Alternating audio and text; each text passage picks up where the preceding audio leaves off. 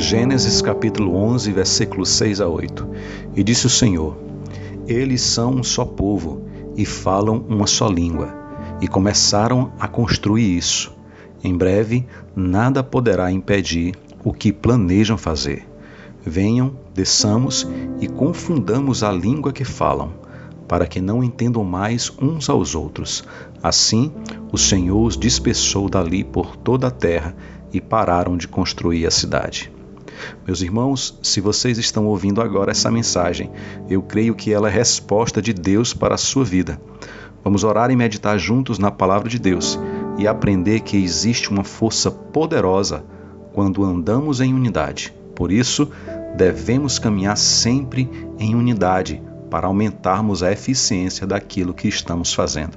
Então, fique comigo até o final, pois juntos iremos orar por você e por quem você ama, e eu irei abençoar a sua vida. Eu sou o Felipe Júnior e estamos começando agora mais um momento de oração diária. Mas antes disso, se essas orações têm abençoado a sua vida, convido você a se inscrever no nosso canal, ativar o sininho que aparece ao lado e escolher a opção Todas. Assim, o YouTube vai avisar você quando publicarmos a próxima oração, amém? Da mesma forma que estou abençoando a sua vida, ficaria muito grato por você também me ajudar a levar a palavra de Deus para mais pessoas, pois quando você se inscreve, o YouTube entende que esse é um conteúdo relevante e passa a mostrar para um número muito maior de pessoas. Então, mais uma vez, obrigado pela sua ajuda. Meus irmãos, eu hoje gostaria de começar com vocês uma série falando do poder da unidade. Serão 3 dias onde estaremos aprendendo o que a Bíblia nos ensina acerca desse princípio poderoso e estaremos orando para colocar em prática estes ensinamentos na nossa vida.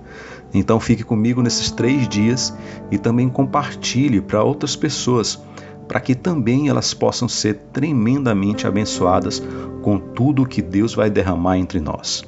Eu queria começar trazendo uma breve ilustração. Certa vez, existiam 2 torres, 2 prédios de 20 andares cada um. Os 2 tinham sido construídos simultaneamente, mas pertenciam a administrações diferentes. Quem ficava à frente como administrador dos prédios eram síndicos diferentes. Em certo momento, tiveram a oportunidade de capacitar a brigada de incêndio dos seus prédios. Um foi mais diligente e organizou para que a brigada ficasse extremamente bem treinada e soubesse exatamente o que fazer em um momento de dificuldade. O outro síndico do outro prédio não foi tão diligente e ele não treinou a sua brigada, ele não capacitou pessoas para trabalhar na brigada de incêndio quando houvesse um incêndio. O que aconteceu foi que em um momento específico, um incêndio aconteceu nas imediações próximas aos 2 prédios, de forma que o fogo começou a se alastrar.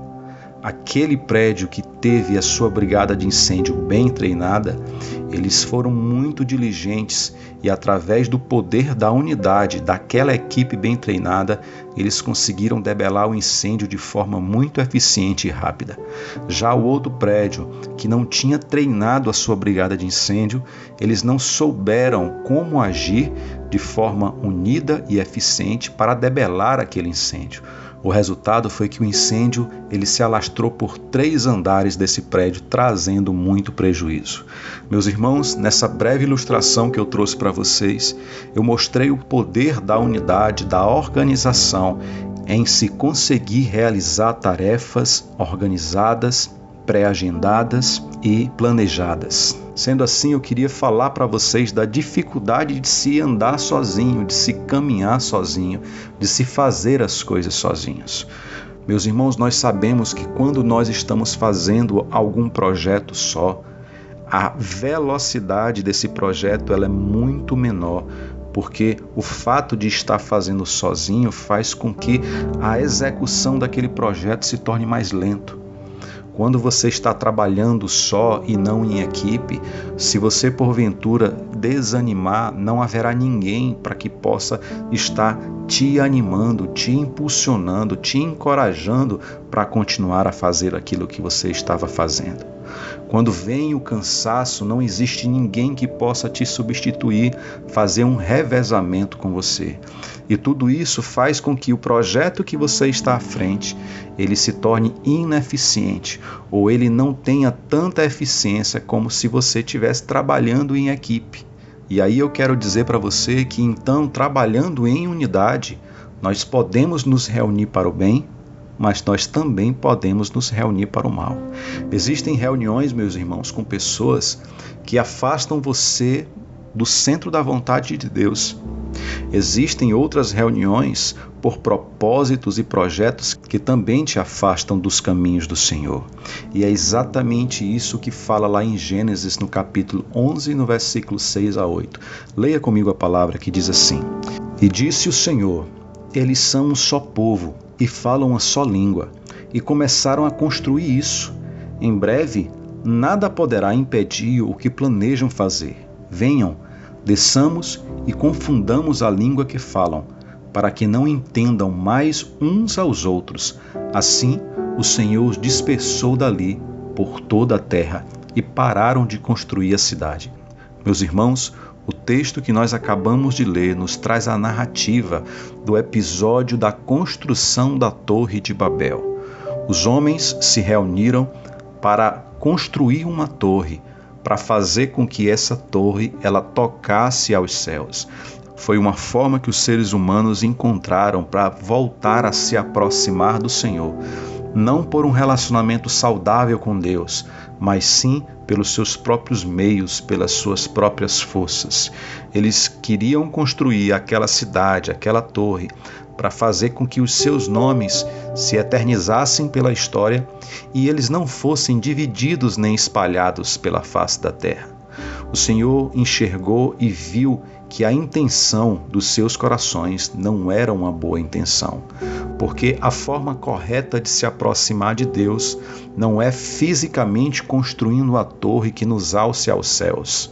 Nós nos aproximamos do Senhor quando nós nos arrependemos dos nossos pecados, confessamos os nossos pecados e através de Jesus Cristo nós temos a oportunidade de ter e voltar a ter um relacionamento com Deus.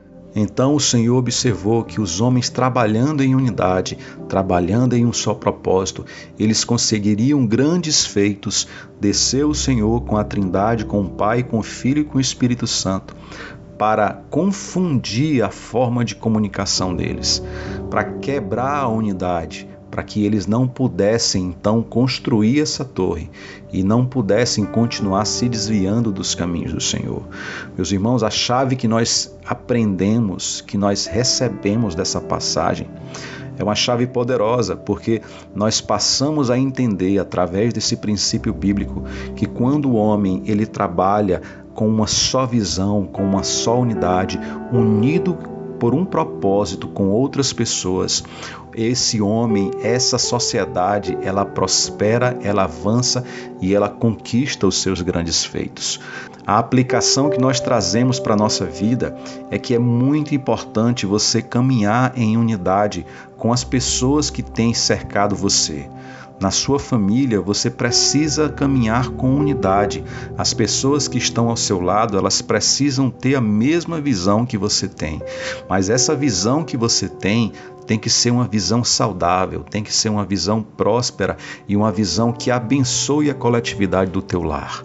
Por isso, existem visões, existem propósitos que nos afastam de Deus, como a Torre de Babel, mas tem outros que nos aproximam de Deus.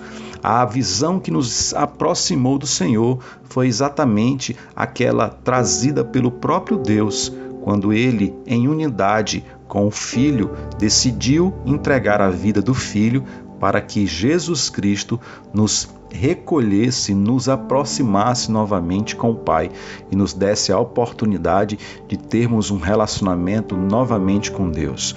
Então, meus irmãos, o que eu quero estar trazendo para vocês hoje é que vocês entendam a importância de vocês trabalharem em unidade, trabalharem com uma só visão, trabalharem com um só foco, e que essa comunicação ela aconteça de forma saudável, para que vocês possam ter eficiência naquilo que vocês estão fazendo. Vocês precisam continuar avançando em unidade, trabalhando em conjunto, trabalhando em equipe. Então, faça da sua casa, faça do seu lar um local onde vocês trabalham juntos, onde não há divisão. Cristo Jesus, em determinado momento, disse: se Satanás expulsa Satanás, o seu reino estaria dividido, e todo reino dividido não prospera. Ou seja, o que Cristo estava dizendo era exatamente isso.